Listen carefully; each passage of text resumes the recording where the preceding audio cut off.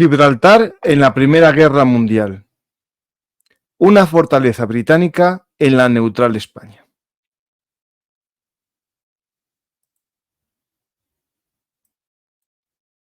Hola a todos, bienvenidos a Bellum Artis Historia Militar, el lugar de encuentro para nosotros los apasionados de la historia. Hoy volvemos a viajar al Peñón de Gibraltar para conocer su papel en la Primera Guerra Mundial. Hace no mucho hicimos un programa con Pablo, el invitado de hoy, para conocer cómo fue los objetivos alemanes, italianos y españoles en Gibraltar durante la Segunda Guerra Mundial. Y hoy volvemos hacia atrás para conocer el papel de este pedazo de España ocupado en gran parte por los británicos. Creo que me van a poner una sanción de un partido sin jugar, por decirlo, pero bueno, es lo que hay. Pablo, ¿qué tal? Hola, buenas, ¿qué tal? Pues sí, justo cuando estamos...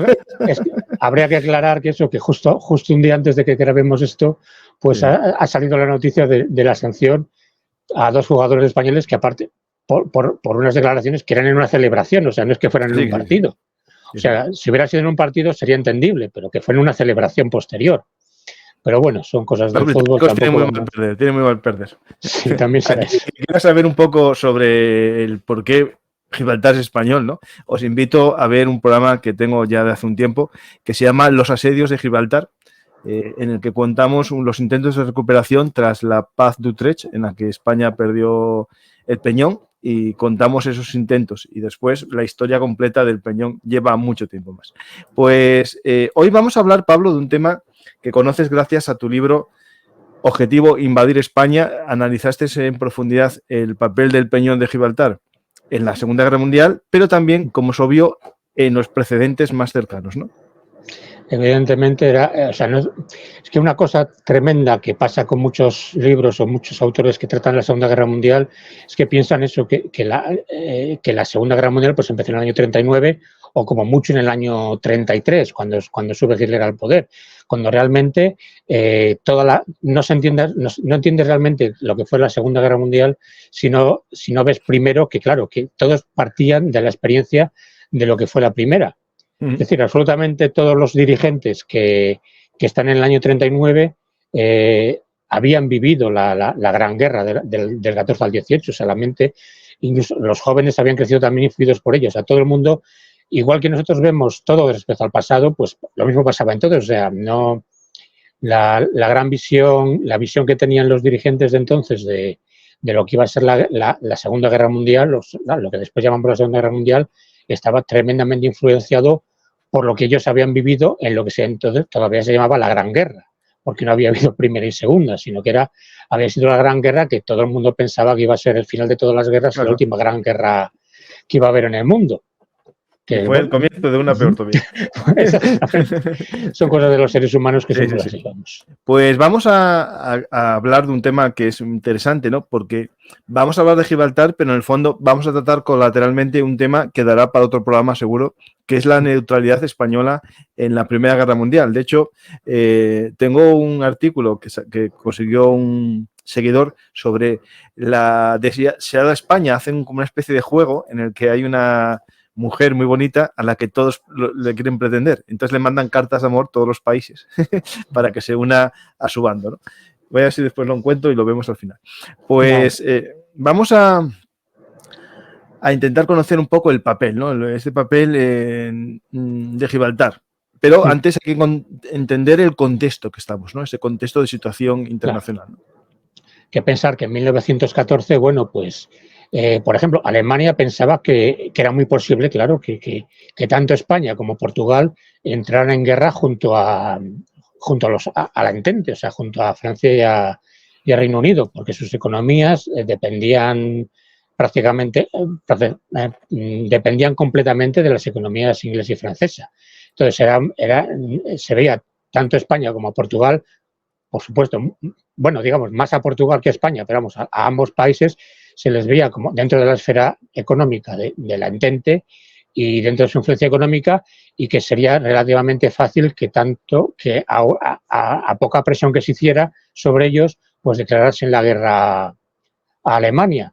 Pero bueno, digamos, era algo parecido también porque pues las potencias de la Entente también veían que, por ejemplo, Dinamarca o incluso Suecia, que estaban, digamos, también dependiendo de la economía alemana y que dependían de su geografía para salir fuera para vender y comprar sus productos, también era posible que Suecia y Dinamarca entraran en guerra como satélites a favor de Alemania. Vamos, no pasó ni en un caso ni en otro, pero vamos, realmente hubo presiones en ambos casos, pero vamos, no fueron tampoco muy.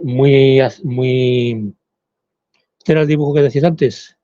No, este es otro, pero este es muy simpático. Con Es que esto no, con esto de que nos viene la ropa de París, no sabe una qué ponerse. es que no veo bien, vamos, te lo digo por eso. Salpicaduras de la guerra. Sí, bueno, es que aquí lo tremendo, claro, fue las salpicaduras de la guerra, que lo mismo pasó con. Bueno, realmente no es difícil de explicar porque realmente lo estamos viendo ahora con Ucrania. O sea, aunque permanezcas neutral, pues la economía mundial queda completamente trastocada. Y se ha quedado trastocada la economía mundial en España por una guerra en Europa, aunque tan lejana como es el otro extremo de Europa, que es Ucrania, pues imagínate lo que fue una gran guerra cuando empezó en agosto de 1914. También hay que tener en cuenta, yo diría siempre, hay que tener en cuenta un par de cosas. Primero, que la guerra se veía venir. O sea, ya desde el principio del siglo, todos los analistas pensaban que iba a estallar una guerra en Europa de un momento a otro. O sea, no es que fuera algo por sorpresa o algo como puede decirse que fue hasta cierto punto esto que estamos hablando de Ucrania. Pero lo que iba a haber una gran guerra en Europa, por un lado Francia y por otro lado Prusia o Alemania, después de 1870, eso se veía venir casi desde 1870. Y lo que pasa, tampoco estaban muy claros los países, pero sí estaba claro que iba a ser en dos bloques. Porque por un lado estaba la Triple Entente, o sea que era cuando Francia y Reino Unido están a punto de llegar a la guerra, por cierto, en 1898, mientras España estaba haciendo sus cosas, estaba sufriendo sus derrotas en Filipinas y en Cuba, estuvo a punto de estallar una guerra entre ambos imperios coloniales por lo que se llamó la cuestión de Fasoda. Pero esta cuestión de Fasoda quedó aparcada y ante el miedo que tenía, sobre todo Francia y algo menos, pero también el Reino Unido, ante el auge de Alemania. Con lo cual, una rivalidad de 500 años entre Francia y Reino Unido quedó aparcada por el miedo que tenían a la nueva potencia del Segundo Reich alemán. Y entonces, se hizo primero una entente cordial que se llamaba, o sea, de estos dos países, pero que luego Francia hizo ampliar hacia Rusia, con lo cual, digamos, se formaba un bloque de tres grandes países que rodeaban a Alemania, que Alemania a su vez pues intentó, se acercó también precisamente a lo que Prusia, la gran enemiga de Prusia durante todos los siglos XVIII y XIX, que fue el Imperio Austriaco, ahora austrohúngaro, a partir de la monarquía dual del 48, pues, y de la última guerra, que fue en el 1866, entre Austria-Hungría y Prusia. Bueno, Prusia y la Confederación del Norte, también hay que recordarlo, que ya había una confederación alemana, pues realmente antiguos enemigos como Prusia y Austria se juntaron contra otros dos antiguos enemigos, como eran Francia y Reino Unido, y luego a su vez pues, se juntaron con uno consiguió como aliado a Rusia, que era un aliado formidable, vamos, parecía formidable, o sea, el imperio ruso era un imperio enorme, a lo que pasa, bueno, se le veía un poquito débil después de la derrota que habían sufrido en 1905, y por otro lado, pues los imperios centrales también habían conseguido la alianza con el Reino de Italia, que también era un poco contra natura porque Italia había combatido toda su unificación contra Austria. Sí. Exacto, y su gran aliado había sido Francia.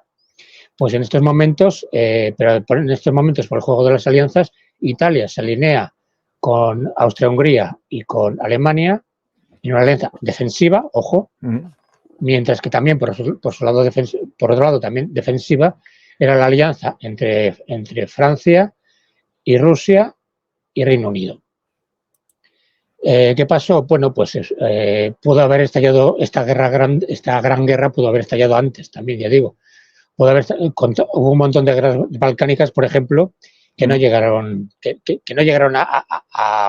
como diríamos, a difundirse más allá. a salir fuera del ámbito balcánico. Llegamos a desmadrarse un poco.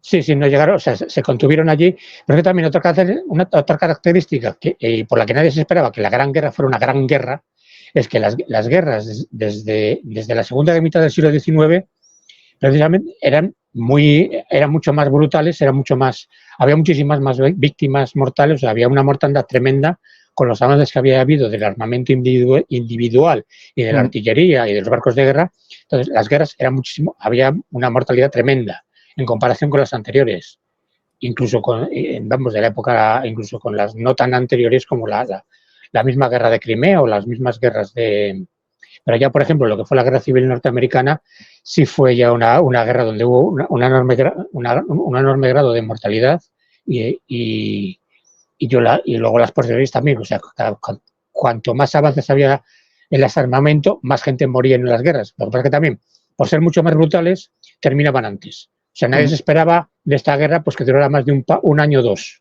¿no? Que realmente eso pues era lo que había durado la guerra de Cuba, nuestra, lo que había durado la guerra ruso-japonesa de 1905, la misma guerra de 1870 entre Prusia y la Confederación de Estados alemanes contra Francia. O sea, eran guerras todo. La guerra del 12, por ejemplo, entre Italia y el Imperio Otomano, eran guerras, pues eso, muy breves. O sea, realmente enseguida había una serie de batallas decisivas y volvió a todo, o sea, se acabó la diplomacia. Entonces, lo que nadie se esperaba era un atascamiento como el que llegó a haber, igual que ninguno esperábamos en el 2022 que una guerra entre Ucrania y Rusia pues se estancara y terminará siendo una guerra de desgaste. Sí. ¿No? Como la más Primera Guerra aún, Mundial, es mucho similar, sí. Es muy similar, es curioso, porque aparte que claro, pero vamos, en este caso había la victoria alemana, parecía según pasaba agosto, parecía que era inminente, o sea, que se iban a apoderar de París enseguida y iban a terminar la guerra, pero realmente no fue así.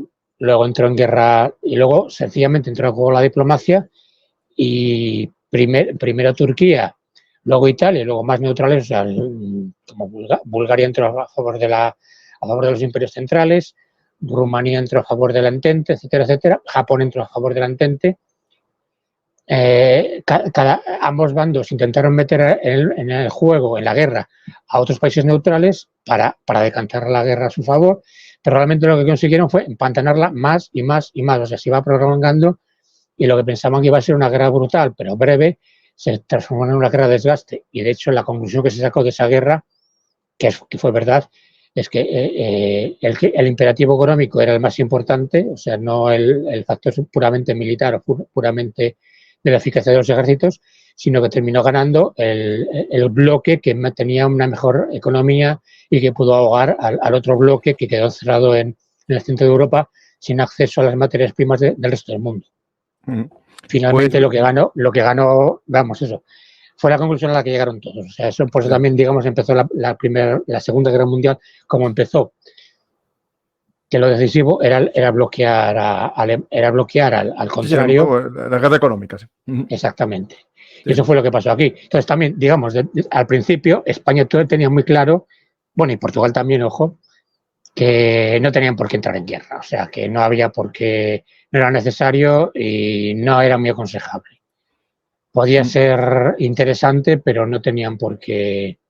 O sea, realmente esto pasó ya sabéis que entonces los gobiernos españoles, en cuanto empezaba junio, se iban todos a San Sebastián a veranear y el gobierno y la corte se iban enteras a San Sebastián y se quedaban allí hasta septiembre, incluso casi octubre, y digamos estaban todos un poquito de relax. O sea, el verano entonces no era pagarse una semanita en Mallorca, sino estar 3 meses en San Sebastián. Sí. Que después hubo un intento de que fuesen a Santander, que hicieron ahí también. Sí, bueno, sí, que le regalaron un palacio y tal, pero bueno, aún así no se consiguió. Pero que sobre todo, digamos, que antes de marcharse a San Sebastián, el gobierno, vamos, también con Alfonso XIII, que entonces era un rey constitucional, sí, pero pero era un rey que mandaba mucho más de lo que normalmente pensamos. Ahora, sí. De lo que ahora vemos, de lo que ahora pensamos, o incluso de lo que nos... Según qué libro de texto hayas leído, pues nos vendieron un poco también la idea de que como rey constitucional pues tenía muy poco poder cuando realmente tenía bastante más, tenía mucho poder, mucho más poder que no, por ejemplo, los reyes ingleses o incluso que los reyes italianos.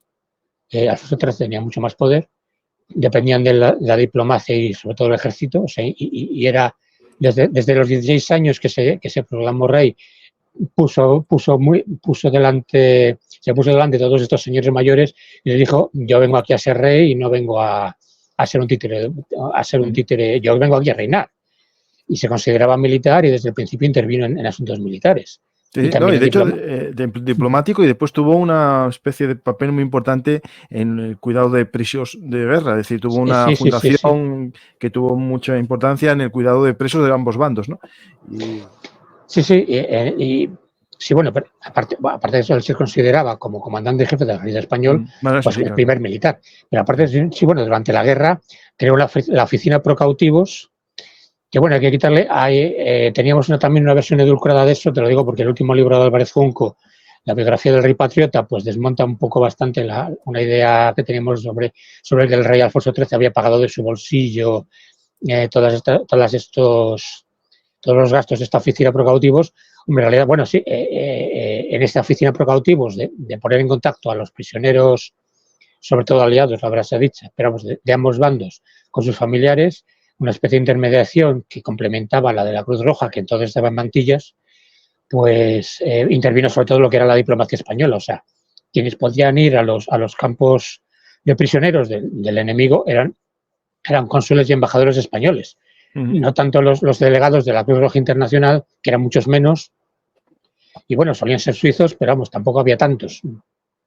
Había mucho más, claro, la diplomacia de España estaba mucho más extendida que no los delegados de la Cruz Roja Internacional. Que recordemos, la Cruz Roja Internacional es una organización complementaria que Suiza era Suiza y está separada de las Cruces Rojas nacionales. Que cada país tiene su propia Cruz Roja nacional. Y en algún caso militarizada en España durante un tiempo. Claro, en España bueno, en todos los países realmente era sobre todo un club de ¿cómo diríamos? A ver, por usar un término... ¿Social? ¿Un club social? Sí, bueno, social no, bueno, pero hombre, era un club social, sí, bueno, porque sobre todo juntaba gente eran socias de la Cruz Roja todas las damas. Todas las damas de la alta sociedad eran socias de la Cruz Roja y durante la guerra, pues trabajaron de enfermeras, bueno, o sobre todo las que eran jóvenes, claro. Y bueno, y aquí en España, pues la esposa, María Eugenia, o sea, la reina, o sea, la mujer del rey, que aparte de nacimiento era inglesa, pues también fue trabajó como enfermera durante toda la Gran Guerra. Sí. Pero era sobre todo era una cosa pues eso, más aristocrática, más de club más de beneficencia, que no una cosa más popular, que bueno, eso se ve después. Lo vemos luego en España con lo que fue con las mesas, con las mesas de las damas. Con lo que fue la película de las chicas de la Cruz Roja, por ejemplo, que ahí ya se vio que se democratizaba bastante más lo que fue el uso de la Cruz Roja y bueno, sobre todo lo que se abrió sobre todo la sociedad a partir de los años 60 y mucho más en los 80. Que digamos que se desvinculó un poco de que fuera solo para las élites. Pero bueno, volviendo a la Gran Guerra, digamos... bueno, sencillamente eso, que sí, es verdad que hubo que Alfonso XIII tuvo sus esfuerzos sobre todo se esforzó por intentar ser pues como el gran neutral, o sea, ser la persona que posibilitara que todos fueran a buscar a la hora de firmar un tratado de paz, ¿no? Intentó jugar ese papel, lo cual no quita también que antes de empezar la guerra, pues por ejemplo, si intentar echar la caña, digamos, sobre todo al bando aliado. O sea, intentó, ojo, esto es un intento solamente personal, o sea, por parte de Alfonso XIII, sin estar de acuerdo ni haber llegado a ninguna cosa con ningún gobierno suyo, sino simplemente de echar la caña y de ver si nosotros entramos en guerra con ustedes, ¿qué nos darían? O sea, ¿podríamos conseguir Gibraltar, por ejemplo? ¿O podríamos conseguir Tánger? En estos momentos, la cuestión de Gibraltar sigue siendo importante, pero la más importante, digamos, es Tánger. Porque Tánger sigue siendo una ciudad que debería, entendería que debía estar dentro de la zona española del protectorado, pero que ni Francia ni Reino Unido quieren otorgar a España. Con lo cual, la zona española de protectorado español, que lo llamamos así por conveniencia, porque realmente el protectorado de Marruecos es francés. Sí. Y es Francia la que concede. Es que el protectorado español se crea porque los británicos no quieren que los franceses tengan toda esa costa. Exactamente. O sea, el protectorado español es una concesión del protectorado francés otorgado porque el Reino Unido no quiere que Francia domine completamente esa parte del estrecho, la orilla contraria a Gibraltar. Sí. Estamos hablando de antes de la Entente Cordial, pero aún así, ojo, por ejemplo, durante toda la Gran Guerra, por ejemplo, los ingleses no dejan que entre ningún francés en Gibraltar. O sea, no permiten la colaboración. Y luego, cuando entre Estados Unidos en guerra, las puertas de Gibraltar se abren completamente a la marina estadounidense. Y la marina estadounidense usa Gibraltar, pues igual que la inglesa, pero no deja gente, pero ni entonces, ni antes ni después, dejan que entre la francesa. Pero bueno, en estos momentos de principios de la guerra, en el año 14, digamos, Alfonso XIII hace sus primeros pinitos, hace algunos tanteos de si España podría entrar o no en la guerra al lado de los aliados. Presume también de flota, porque piensa que, por ejemplo, España acaba de construir 3 acorazados, ya no es que sean, pero son acorazados. Entonces, y sobre todo la postura de la marina española pues podría ser útil en un primer momento, porque si Italia entraba en guerra con las potencias centrales, ¿no? Porque si Italia entra en guerra con Alemania y con Austria-Hungría, Italia sí tiene una flota mediterránea potente, con la cual la ayuda española a la francesa, sobre todo a la francesa y también a la inglesa, pero la inglesa se entiende que actuaría contra la alemana y sería la francesa la que tendría que enfrentarse con la italiana, pues sí podría ser importante. Pero claro, a partir de la neutralidad, de que Italia primero se declara neutral y luego más adelante pues llega a entrar dentro del bando de la Entente, pues esa importancia española pues desaparece completamente. Pues vamos a intentar ver ya el papel un poco de Gibraltar en el conflicto, ¿no? Si tenemos esta visión de España, neutral o no neutral, sería para hablar en profundidad otro día y hacer un programa específico sobre el tema. Y yo creo que un buen resumen de la situación es esta broma, este chiste de prensa que dice una parroquia neutral y está un camarero atendiendo a un cliente en una terraza de un bar y el cliente dice: ¿va usted a traerme un tercio de alemana y un bocadillo con pan francés? Ah, y si hay ensalada rusa, sírvame una ración. Es decir, es español que coge de todo para no disgustar a nadie, ¿no? Sí, bueno, esa es, digamos, la postura oficial o la postura publicada o la postura oficial del gobierno. Sí, sí, sí. En realidad hay una circunstancia que no sale en muchos libros, que descubrió sobre todo una investigadora del CSIC, es que lo primero vamos a ver, España se programa neutral, te digo, la nota de que España se programa neutral ante el diluvio de declaraciones de guerra que van de Austria-Hungría a Serbia, de Alemania a Serbia, de Francia contra Alemania, de Francia contra Austria-Hungría, etcétera, etcétera.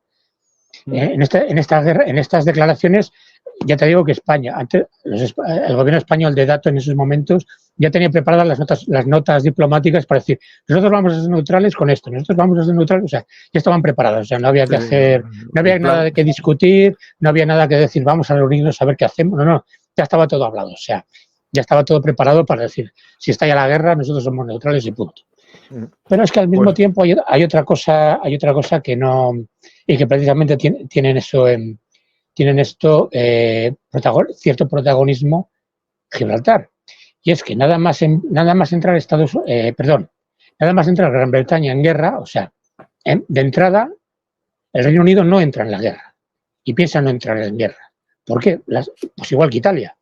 Las alianzas eran defensivas. Entonces, si es Francia la que declara la guerra, yo no tengo por qué seguir a Francia. Claro. Francia puede seguir a la guerra porque no quiere dejar sola a Rusia, de acuerdo, y Rusia ha entrado en guerra porque no puede permitir que Serbia sea aplastada, pero Reino Unido de entrada dice, bueno, pues me parece muy bien por vosotros, pero yo, igual que Italia, por cierto, también, a mí en Italia pasaba lo mismo. O sea, Italia dijo, vamos a ver, a mí nadie me ha consultado ni ha visto mis intereses a la hora de montar lo que podría haber sido una guerra balcánica más. Nadie me ha consultado ni ha tenido en cuenta mis intereses, con lo cual yo no me siento obligado a entrar en guerra con ustedes, porque también nuestra alianza era defensiva. Esto cambia cuando Alemania, para invadir a Francia, toma el atajo de invadir Bélgica. Entonces ahí el Reino Unido entra en guerra. Bueno, la excusa, digamos, es la neutralidad de Bélgica se ha visto ultrajada. Surge enseguida esto, lo del rapto de Bélgica, no, lo de Bélgica personificada en una inocente doncella que los malvados. Hola, Antonio, ¿qué tal? Bélgica se ve con una inocente doncella que es asaltada por los malvados ogros, los malvados alemanes que quieren violarla y ultrajarla, y los gallardos ingleses tienen que salir en su defensa. Hombre, realmente lo que pasa es que Alemania lo que no puede consentir es que en el canal de la Mancha Alemania que Alemania tenga se haga con los puertos de Bélgica en el canal de la Mancha. Eso no lo puede consentir de ninguna manera. Y entonces entra en guerra también, y a partir de este momento cambia una pequeña cosa, que es, bueno, respecto a España, ¿qué pasa aquí? Bueno, pues que ya el 4 de agosto, o sea, esta declaración la hace Reino Unido el 3 de agosto. El 4 de agosto ya está preguntando España, pues, garantías sobre el suministro de mercancías de España a Gibraltar. ¿Me explico? Sí, sí. También una cosita, vamos a ver. En estos momentos Gibraltar es un pueblecito de unos 4.000 habitantes, y también una cosa que nos puede sorprender, era un pueblecito andaluz. Hasta cierto punto era un pueblo andaluz donde todo el mundo hablaba español, y quitando 4 ingleses comerciantes que venían del imperio, o sea, que podían ser ingleses, podían ser... había bastantes australianos, bueno, había familias, sí, bueno, había también familias hindúes, por ejemplo. También, sí. Bueno. Había una población que hablan hindú, había una colonia sefardí, pero vamos, eran sefardís, bueno, hombre, evidentemente hablaban inglés para los comercios, porque el francés sí, entonces era una lengua más internacional, más usada que no el inglés, pero aún así el inglés tenía su fuerza como lengua comercial, no como lengua de cultura, pero sí como lengua comercial. Entonces, bueno, para que nos hagamos una idea, en estos momentos la radio, todavía no existe la radio comercial. La radio es una cosa de 4 ricos, como mucho, que puedan tener un aparato de radio. No hay emisoras comerciales, están en mantillas, pero lo que sí, el medio de comunicación de masas es la prensa. Entonces, en Gibraltar, por ejemplo, hay 2 periódicos en español, uno de mañana y otro de tarde, y luego hay un tercer periódico, que es el Gibraltar Chronicle, que es en inglés y que tiene una tirada apenas de 500 ejemplares. O sea, porque realmente solamente lo lee la guarnición, que son los únicos que hablan inglés. El resto del pueblo de Gibraltar, o sea, de la colonia, y es una queja también constante de los viajeros ingleses que pasan por Gibraltar durante todo el siglo XIX y también durante la primera mitad del siglo XX, es que en Gibraltar nadie habla español, quitando los que ya venían con el inglés de serie. Sí. ¿Por qué? Porque Gibraltar, sobre todo, es un puerto que sirve como paso intermedio. Para los transatlánticos, ¿no? Exacto, etapa para los para los transatlánticos, sobre todo para los barcos mercantes. O sea, allí llegan los mercantes pueden recibir carbón o el agua también que necesitan dulce para las máquinas de vapor, o diésel, los que ya son muy modernos y usan diésel, pero sobre todo pueden dejar adecuan las cargas para luego ir a otros destinos. O sea, por ejemplo, pueden llegar barcos de Sudamérica con un cargamento y, digamos, dejan parte de la carga allí, cargan otra parte de la carga allí y de allí pues pueden ir a Francia, pueden ir al Reino Unido, pues con una carga más adecuada para lo que pide el Reino Unido. O sea, es de adecuación de las... Sí, lo que se llama un puesto de carboneo antiguamente, ¿no? Sí, y aparte, bueno, también otra cosa que pero bueno, en esto es importante, digamos, es lo que es la historia de la economía, que realmente la historia de la economía sumergida seguimos sin contar con una buena historia, que es muy difícil de escribir. Claro, realmente también, Gibraltar entonces también era un gran centro de contrabando. Entonces, abunda aparte, digamos, de las grandes familias de comerciantes, que pueden ser, te digo, pues de origen inglés, de origen sefardí, de origen hindú, que también los hay, o hay muchas familias de origen, digamos, mediterráneo, por decirlo de una forma, malteses o italianos. Piensa, por ejemplo, que cuando Gibraltar cuando los ingleses toman Gibraltar en el siglo XVIII, echan a toda la población española y los que llegan son genoveses. Pero bueno, pasa algo una cosa que pasa con Gibraltar es que, pues digamos, atrae una población masculina, digamos, de personas de lo que hoy llamaríamos emprendedores, ¿no? de pequeños comerciantes que llegan a buscarse la vida a Gibraltar con barquitos, comprando y vendiendo, etcétera, etcétera. Por decir una palabra, para hacer contrabando, vamos, pues contrabando no es solo de tabaco, como se ha puesto, es de todo, absolutamente todo, de cualquier producto que puedan llevar de Gibraltar a Marruecos, o de Gibraltar a España, o de Gibraltar a Portugal también, pero es contrabando sencillamente pasando no pasando por las aduanas españolas o portuguesas, o marroquíes, que tampoco existen. Pero estas personas que llegan, estos jóvenes que llegan a Gibraltar para hacer esa función, pues el 99% de ellos se casan con españolas que trabajan en Gibraltar.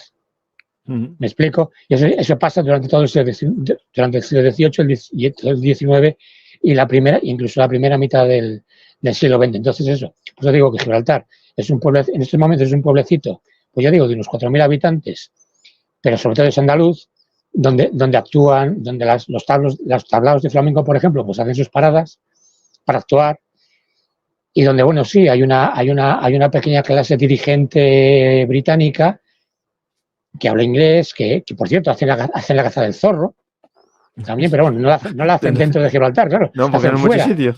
No, claro, la hacen fuera, toda la zona esta que ahora mismo es la línea de la Concepción. Entonces son 4 casas de cuatro trabajadores españoles que, bueno, que realmente viene de San Roque, que sencillamente, como hay muchísimos trabajadores españoles que entran todos los días a Gibraltar, pues hay algunos que se acercan hasta lo que se llama la línea, hasta lo que después, hasta lo que primero es una pedanía y luego es un ayuntamiento separado en la línea de la Concepción, pero vamos, más allá está lo que se llama la Sierra Carbonera, que es todo monte pelado, digamos, y son tierras que sirven un poco más que para que hay alguna foto, bueno, se tenía que haber preparado, me cachis la mar, de rebaños de ovejas, que se ven rebaños de ovejas pastando y se va al fondo el Peñón de Gibraltar, pues en esas zonas también donde los ingleses, con aristócratas españoles, por cierto, también, que no están, no es que los aristócratas ingleses piensen en los Osborne, en los Sherry. Por eso digo que es como otro pueblecito andaluz, pues porque igual que en Jerez o en muchos pueblos andaluces, o en Río Tinto, etcétera, etcétera, muchas minas. Sí, muchas minas españolas. Había muchos pueblos españoles donde los propietarios, los caciques, realmente podía haber algún cacique español porque era el que tenía las tierras, pero las minas o los grandes negocios, las bodegas, eran de propiedad inglesa. Por eso digo que no se diferenciaba demasiado lo que era Gibraltar, quitando los militares, y el trabajo del puerto que daban, que no otro pueblo andaluz o de Málaga o de Cádiz, que tenía también una serie de propietarios y de grandes capitalistas ingleses que también se van haciendo andaluces con el tiempo, ¿no? Los Osborne, pues no tengo que... Realmente ahora mismo no son muy... Se ven, enseguida se hicieron... No, eso, ¿ya? hay el tema, por ejemplo, del vino de Oporto, que era el favorito claro. de los británicos, cuando por X motivos empiezan a producirlo en Jerez y se produce esa anglificación de esa zona, sí, es cierto. Sí. Sí, bueno, pero realmente, bueno, aparte hacen su propio sherry, su propio vino, que aquí llamamos vino de Jerez, pero allí llaman sherry. Sherry, igual que Oporto, que es un sherry también, sí. Sí, pero bueno, pero vamos, que se quedan con lo mejor. También es, bueno, aparte también otra cosa, las minas de Río Tinto desde la primera República Española son propiedad inglesa. También. Y aparte, por ejemplo, todas las minas de plomo por toda la costa. En estos momentos las minas de plomo, bueno, el plomo, claro, al empezar la guerra se vuelve mucho más importante por motivos obvios, ¿no? La necesidad de plomo que tiene la guerra mundial hace que muchas minas de plomo incluso se abran y se vuelvan a abrir. O sea, por ejemplo, en el protectorado español se abren minas de plomo que cuando termine la guerra se cierran porque ya no es rentable. Pero claro, la demanda que hay de plomo, sobre todo tanto de Francia como... ¿Babadas? Claro, exactamente, no lo que, vamos, no lo quería decir así de forma literal, pero es por eso, claro, era para las balas, evidentemente, pero vamos, la necesidad que hay de plomo en esta época, pues también es una fuente vamos, se saca mucho de las minas españolas, pero vamos, de todas formas, el plomo español, durante todo el siglo XIX, ya es una exportación neta, digamos, que se hace hacia Francia. Hay muchos propietarios hay minas españolas o minas conjuntas de propiedad conjunta, pero vamos, también hay minas que son propiedad de franceses. Aparte, por ejemplo, también, ojo, el ferrocarril, que en estos momentos está todo...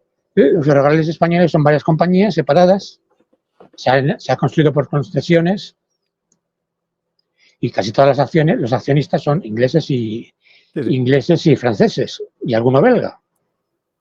Aunque luego, por ejemplo, las locomotoras, en España ya empiezan a producirse vagones de ferrocarril, pero todavía no se producen locomotoras.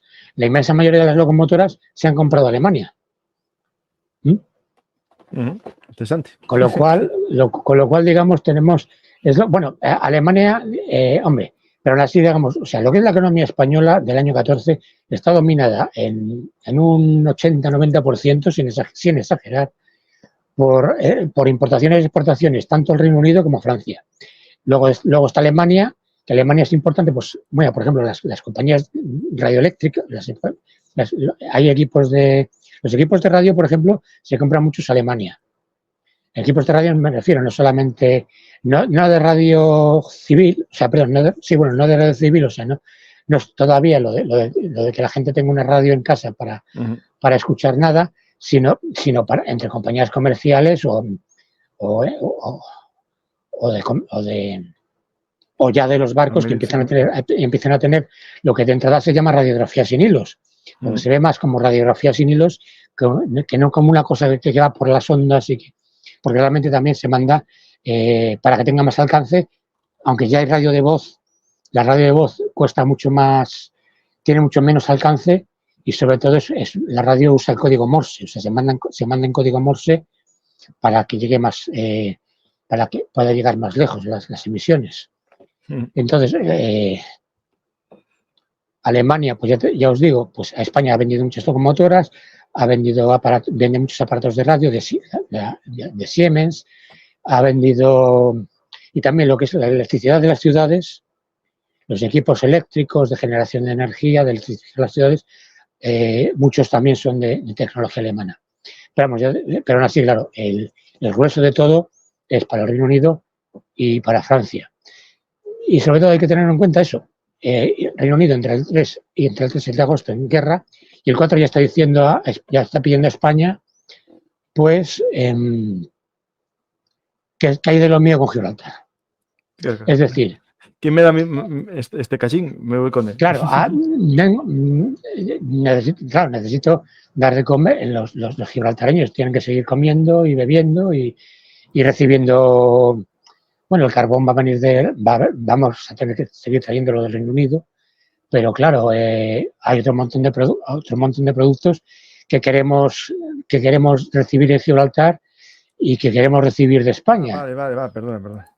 Pues nada, mientras tanto, pues podemos ir un momentín a la situación que tenemos en Gibraltar justo en el comienzo de la guerra. Tenemos este pedazo de tierra que España reclama y quiere aprovechar, al igual que en la Segunda Guerra Mundial. Si alguien se alía con él y le promete Gibraltar, puede que cambie de bando o se posicione, ¿no? Pues algo parecido pasa aquí, como acabas de comentar, Pablo, y... Eso fue un intento también personal, solamente de Alfonso XIII, y que realmente no llegó a buen puerto. Pero vamos, la posición de España en esos momentos, aunque por ejemplo la Marina Británica, por ejemplo, pues sí piensa que puede ser interesante que España entre en guerra. ¿Por qué? Bueno, porque los marinos ven las guerras pues desde un punto de vista puramente naval. Entonces, si pueden usar todos los puertos españoles y sobre todo las Canarias, pues lo ven como una ventaja. Pero claro, no se dan cuenta que eso tiene también la contraprestación de que a ver quién defiende las costas españolas. Claro. ¿No? Y digamos, o sea, por eso digo que quitando las particularidades, digamos, por ejemplo, de la Marina inglesa, que pasa lo mismo con la Marina alemana, por ejemplo, en la cuestión de Dinamarca, por poner un ejemplo, que la Marina alemana durante toda la Gran Guerra pide al ejército y al Kaiser que invadan Dinamarca porque les vendría fenomenal para llevar a cabo la guerra naval y cerrar completamente el mar Báltico para sus fines, porque el mar Báltico es un mar puramente alemán. Pues igualmente la Marina inglesa dice que, hombre, sería conveniente que España y Portugal entresen en guerra. Pero vamos, eso, lo que es el gobierno inglés no lo ve claro y el francés tampoco. O sea, una cosa es, por ejemplo, bueno, si España quiere entrar en guerra por su cuenta, sin que haya que prometerle nada y sin que haya ninguna promesa, ningún compromiso de decir que les vamos a devolver Gibraltar o que les vamos a dar Tánger o que les vamos a dar una parte mayor del protectorado marroquí, pues realmente no nos interesa. O sea, preferimos que siga siendo neutral. ¿Por qué? Pues porque su economía realmente va a estar trabajando para nosotros. Claro, sí. Va a ser, o sea, la economía española, por mucho que el país se declare neutral y que, por ejemplo, pues la representación diplomática española pues defiende los intereses de ambos bandos, o sea, defiende los intereses de los ingleses en el Imperio Alemán y del Imperio Otomano, por ejemplo, pero igualmente también defiende los intereses del Imperio Alemán en la parte inglesa.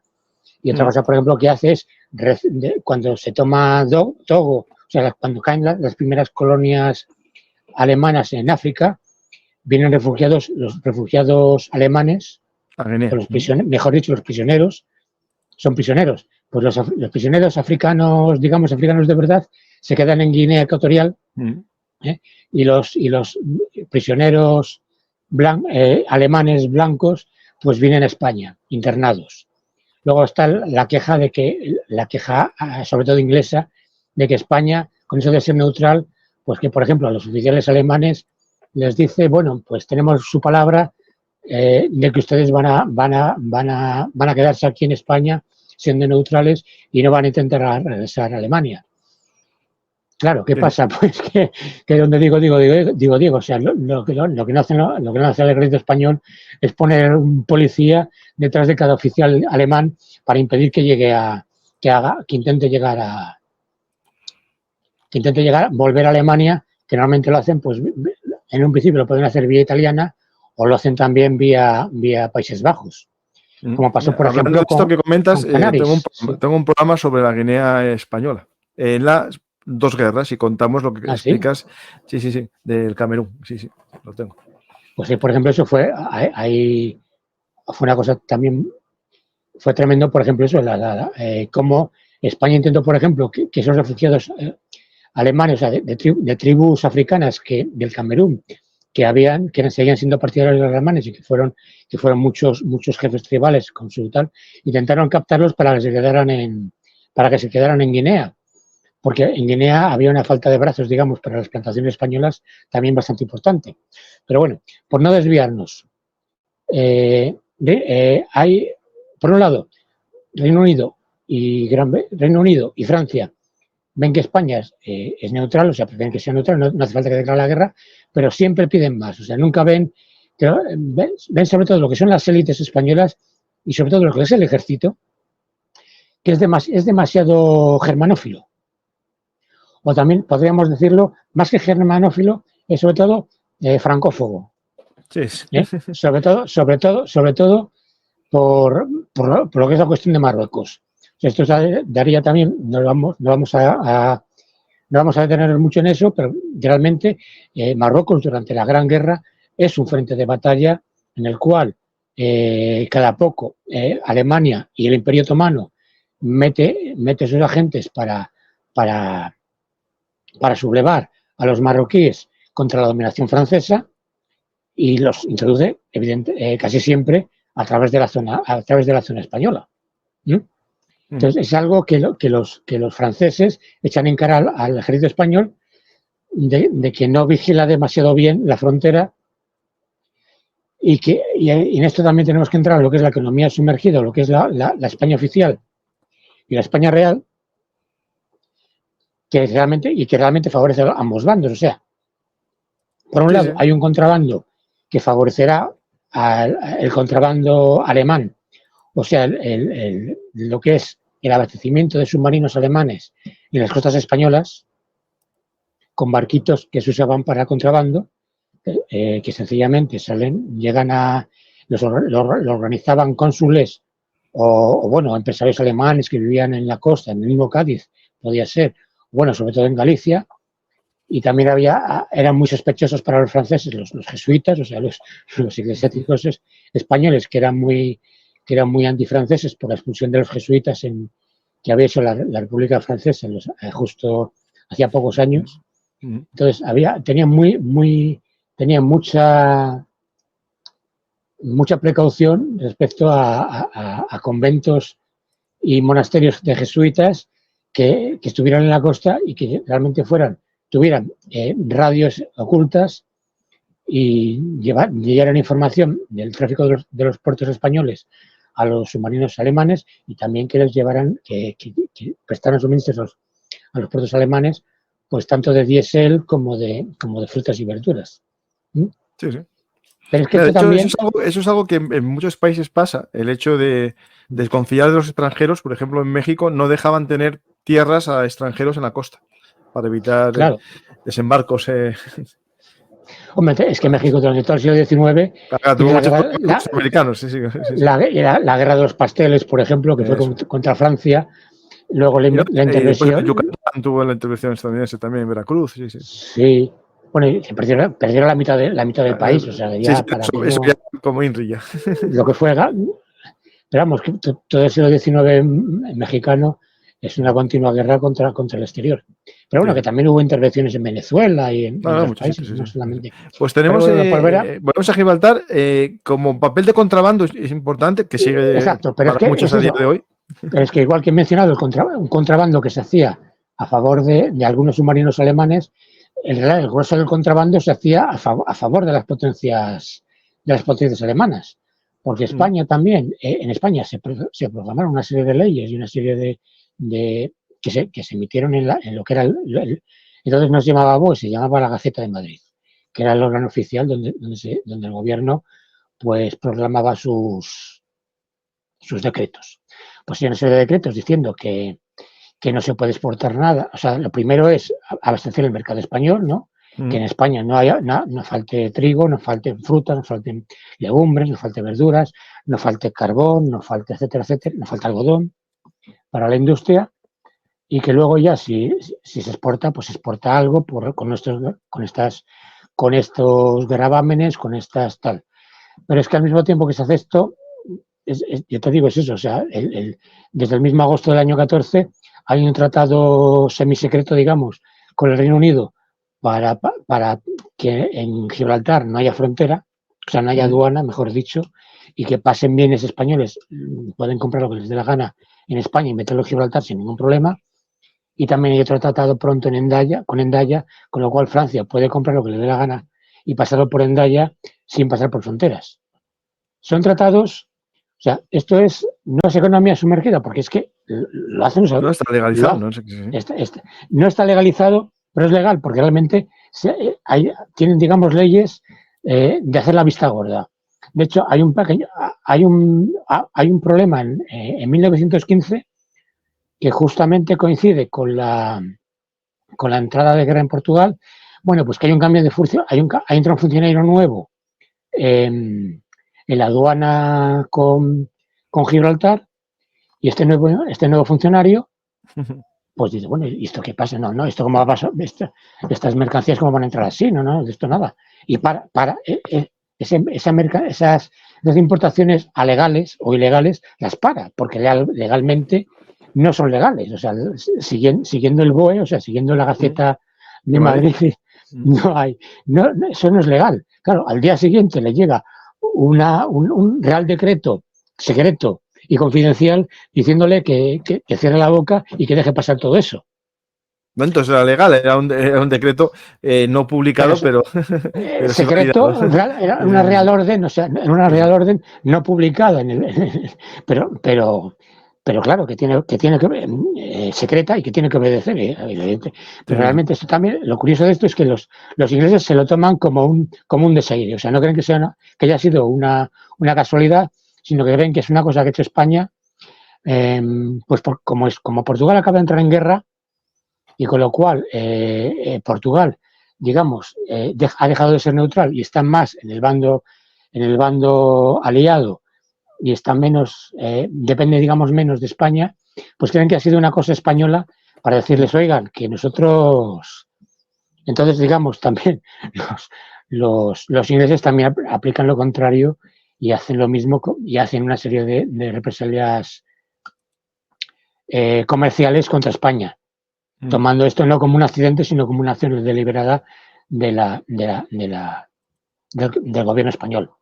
Y esto también, por ejemplo, también pasa, pues hay algunos intentos, pues, por ejemplo, hay un ministro que intenta poner impuestos, diciendo, bueno, pues cada tonelada, una cosa que sí exporta España por Gibraltar, por ejemplo, es carbón vegetal. Entonces quiere poner un impuesto al carbón vegetal sencillamente diciendo, para impedir, hombre, por un lado, para impedir que salga por allí, porque realmente le hace falta, está subiendo el precio en España y intenta poner un impuesto. Bueno, este ministro dura 4 meses, por poner un ejemplo, ¿no? Porque la presión contra estos impuestos no es inglesa, o sea, no es solamente inglesa o francesa, es también español, es también de las empresas españolas que quieren vender, claro, ¿no? Y claro, aunque oficialmente hay una serie de decretos y una serie de leyes y que se van renovando y que van montando nuevos decretos y nuevas juntas de abastecimientos y funcionarios, que algunos duran 2 días, otros duran una semana, otros, pues bueno, pues pasan de todo, vamos, ya te digo, muchas veces se nombran estos funcionarios de abastecimientos y tal, cuya mención es provincia a provincia, o sea, ¿no? Porque también, claro, evidentemente los precios se ve enseguida, el mercado no es nacional. Los mercados son locales. Entonces intentan, por ejemplo, pues que no salga, pues si en una provincia hay falta de trigo, o bueno, o sube mucho el precio de los garbanzos, por decir una cosa, pues intentan que no sea porque esos garbanzos, la gran producción de garbanzos, la ha comprado un comerciante para meterla por Hendaya, para meterla por Gibraltar, y ha dejado a la provincia sin garbanzos, con lo cual suben los precios, ¿no? Y esto realmente, claro. Entonces, hay una tremenda inflación en España, se da una inflación tremenda, que digo, no hace falta explicarla mucho, ¿no? Respecto a quien le esté escuchando esto ahora mismo, la inflación que supone una guerra, aunque tú seas neutral, y sobre todo, aparte, es una inflación, pues eso, que sobre todo es de productos de primera necesidad, claro, de lo que es comida, pero también sobre todo lo que es el vestido y calzado. Pensad que en estos momentos no hay, lo que son las fibras artificiales todavía no existen. Sí. Y el calzado, todo es algodón, lino, cuero. Entonces, lo que es el calzado sobre todo, pero también la ropa, sube muchísimo de precio, porque hacen falta uniformes, hacen falta calzado para los contendientes, etcétera, etcétera, y sube la comida, pero también sube la ropa. Y también, por supuesto, pues claro, sube el precio de de los alquileres y de todo en general. Con lo cual, pues los obreros empiezan a hacer cada vez más y más huelgas y sobre todo, y los perjudicados en estos momentos sobre todo, no son tanto los obreros que tienen el mecanismo de ir a la huelga y de presionar para que aumenten sus salarios, sino sobre todo lo que son los funcionarios del Estado y los militares. No sé si has hecho algún programa sobre el problema que fue el problema que fueron las juntas de militares que se montan entonces, que realmente que intentan precisamente contra digamos, por un lado está la queja del arbitraje de los ascensos por méritos de guerra. Por una parte es una parte de sus reivindicaciones, pero también por otras también está eso, o sea, que sus salarios han quedado congelados de 1914 y mientras que el nivel de vida, o sea, los gastos que supone vivir en cualquier sitio han subido una enorme cantidad han subido muchísimo y los militares pues no han podido en esos momentos ir a la huelga como podían haber hecho los obreros del ferrocarril o los obreros de la fábrica de azúcar, ¿no? Sí, sí. Entonces, ahí está, digamos, uno de los orígenes de las grandes desórdenes que hubo en el año 17 en España. 17, 18. De hecho, volviendo al tema, ¿no?, del mercado legal, ¿no?, o el contrabando, un tema que tiene que vincularse con Gibraltar y los puertos y las bases militares es la guerra contra el comercio que se produce hacia el 17, sobre todo el 18, y en España, aunque es neutral, como lleva mercancías con destino los países aliados, sufren muchos ataques de submarinos alemanes, ¿no? Y aquí tenemos, por ejemplo, una imagen que recopila algunos de los naufragios españoles o bajas españolas ante ataques alemanes, ¿no? Sí, bueno, España, creo recordar, perdió un 20% de su flota mercante. En estos momentos las flotas mercantes son nacionales, o sea, cada país tiene la suya con su bandera. No es como ahora que todas son las banderas de Panamá, etcétera. En estos momentos no hay banderas de conveniencia y cada país depende más o menos de su propia flota mercante. Depende, digo, también más o menos, porque realmente el 40 y pico % de la flota mercante mundial es inglesa. O sea, realmente todos los países dependen de la flota mercante inglesa. Y de hecho, cuando empieza la Gran Guerra, juntando a la francesa, luego a la italiana, etcétera, etcétera, la Entente tiene algo así como 65, bueno, cuando luego se incorpore la italiana, tiene un 70% de toda la flota mundial mercante. Con lo cual, claro, su dominio es tremendo. Y aún así, ojo, también le hace falta más. O sea, no es que le sobren los barcos mercantes ni al Reino Unido, ni a Francia, ni a Italia. E incluso así, contratan todos los barcos mercantes de bandera neutral que pueden. Lo cual supone también que, claro, que los fletes españoles, o sea, si un industrial español, por ejemplo, quiere traer chocolate a España, o quiere traer trigo, quiere traer cebada para el ganado, o quiere traer carne. Bueno, carne en estos momentos creo que todavía no. Sí empiezan a llevarla al Reino Unido, pero no a España. Sí. Pues digamos, pues tiene que competir con mercaderes ingleses o franceses que dicen, no, yo te pago más.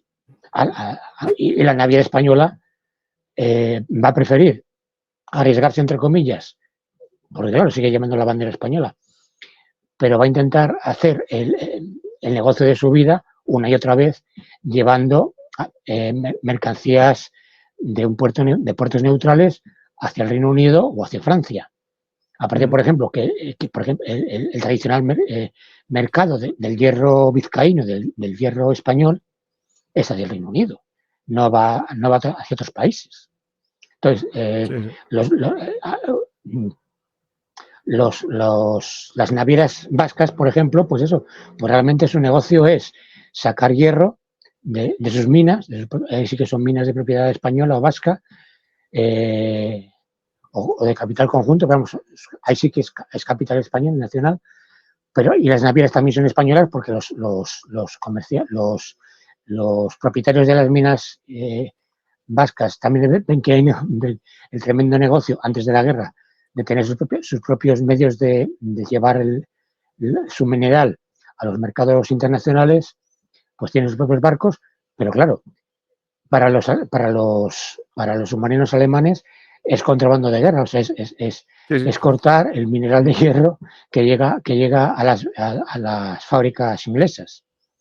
Entonces, en esta disputa está también, claro, que el mercado español cada vez, según va pasando la guerra, cada vez está más desabastecido, mientras que al mismo tiempo, digamos, está la tensión de que hay una serie de barcos alemanes internados en España y en todos los países. O sea, no al comienzo de la guerra, pues la inmensa mayoría de las flotas mercantes de los imperios centrales se intentan refugiar en los puertos neutrales, y tanto, por ejemplo, Portugal también hay un montón, y empieza a haber tensión en cuanto a que los ingleses, sobre todo, de hecho, por eso entrará luego Portugal en la guerra del año 16, pero hay una gran presión de los ingleses de intentar que los países neutrales rompan esa neutralidad y les permitan a ellos el acceso a esos barcos alemanes que están entrenados en los puertos y poder usarlos, pues las cosas que lo usen los neutrales, pero vamos, el propósito real es también usarlos para usarlos ellos, ¿no? Claro, usarlos para el comercio con las flotas, con los mercados ingleses y franceses. Pues hablando un poco de todo esto, existió una verdadera base militar como en la Segunda Guerra Mundial, en la que Gibraltar se convierte en una gran fortaleza. ¿Empieza a aumentar la guarnición británica para protegerla? Pues la verdad es que no. Por ejemplo, hubo también, como durante la Segunda Guerra Mundial, hubo un pequeño cuerpo de voluntarios, pero vamos, en este caso, si los voluntarios gibraltareños durante la Segunda Guerra Mundial pues se dedicaron a servir la artillería antiaérea, en esta pues se dedican a trabajos, a obra. En estos momentos, sobre todo, lo que hay es pues mucha mano, igual que durante la Segunda, hay mucha mano de obra española que entra y sale todos los días para el puerto. Estamos hablando de cargar y descargar barcos, estamos hablando de lo que es el carboneo también, que en estos momentos todavía se hace a pala. No hay contenedores, no se han inventado. Entonces, lo que es la estiva y la desestiva de los barcos, pues hay que hacerla con estibadores, y ese personal es español, que ya os digo, entra y sale todos los días. Aparte hay una serie de personal femenino, pues que sobre todo que son criadas, pero también son dependientes en muchos negocios y los negocios están abiertos en Gibraltar. Pero lo que es la guarnición allí, pues no aumenta. De hecho, los cañones que ya estaban puestos en Gibraltar, que desde principios de siglo, y que seguirán estando en Gibraltar durante la Segunda Guerra Mundial, son exactamente los mismos. Aumentarán un poco, sí se ponen algunos cañones antiaéreos, pero es como prueba, porque realmente no. Hombre, puede llegar un hidroavión hasta aquí, pues no es muy normal, pero bueno, por si acaso, de hecho, como los cañones antiaéreos, los primeros cañones antiaéreos son de hecho cañones de tiro rápido antitorpederos, ¿no? Que se hace que puedan tirar hacia arriba, en lugar de combatir a lanchas torpederas, puedan disparar hacia arriba, hacia el cielo, pues se instalan 2 o 3, pero poco más. Pues más o menos tenemos el papel, ¿no? Y el papel el papel sobre todo es económico, o sea, es que realmente Gibraltar se convierte en un puerto de referencia para los convoyes, cuando se organizan los convoyes, pero vamos, antes de que se organicen los convoyes, para los barcos llegan a Gibraltar, dejan parte de su carga, cargan otra parte de su carga, y una parte de esa carga viene de España, no viene de otros barcos que hayan hecho allí escala, sino que se surten de carga en España de legumbres, de alimentos, de carne, etcétera, etcétera, y de aquí, y de Gibraltar parten hacia el Reino Unido o parten hacia Francia. Poniendo una imagen de un submarino británico, ¿no? En Gibraltar, yendo tranquilo. Sí, bueno, una cosa curiosa. En la Primera Guerra Mundial, y ahora es la pregunta, ¿pasaría algún alemán por ahí al estilo Dashwood? Hubo alguno, y de hecho, por ejemplo, de las últimas acciones que hubo de la Gran Guerra fue a finales de noviembre, un barco inglés fue hundido por un submarino alemán justo cerca de Gibraltar. después de las últimas acciones. Pues interesante. Pues yo creo que más o menos, Pablo, finalizamos ya el programa, ¿no? Dimos lo que quisimos explicar un poco del papel de Gibraltar y también un poco de la neutralidad española en la Primera Guerra Mundial, en la Gran Guerra. Otro día podremos hablar más sobre la Gran Guerra y España, que sería un tema muy interesante. Y no sé si, como no estamos en directo, yo estaré lo más seguro descansando, espero, cuando la gente vea este programa. Y por lo tanto, invito a Pablo a que nos dejen las preguntas en los comentarios, ¿no? Que estaremos atentos. Sí, no hay ningún problema, no hay ningún problema en hacerlo, en contestar a quien quiera. Vale, pues tenemos ya el programa finalizado. Recomiendo, como siempre, tu libro, Pablo, el que tenemos aquí, Objetivo Invadir España. Es de la Segunda Guerra Mundial, pero como ya explicamos, tiene un contexto histórico que une la primera con la segunda, ¿no? Gracias a todos, Pablo, especialmente por tus conocimientos. Y nada más, hasta la próxima oportunidad aquí en Bellum Artis, Historia Militar. Gracias.